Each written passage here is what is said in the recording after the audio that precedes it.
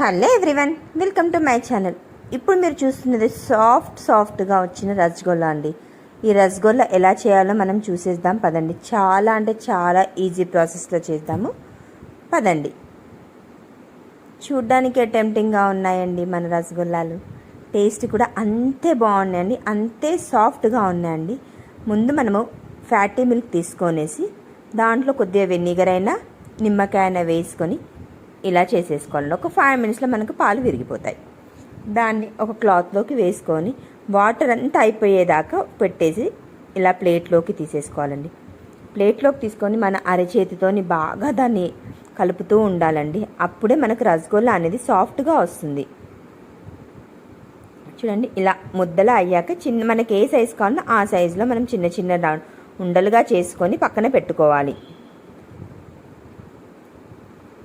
Almost ఒక 10 అయ్యాయండి. 1/2 లీటర్లో నాకు.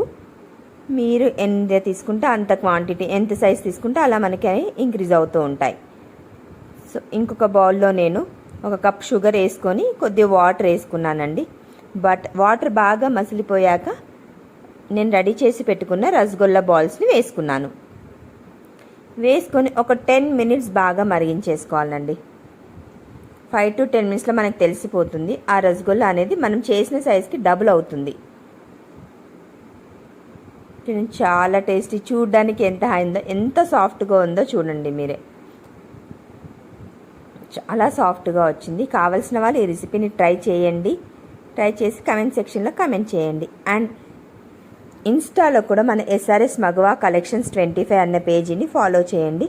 మంచి మంచి జ్యువెలరీస్, శారీస్తో మేము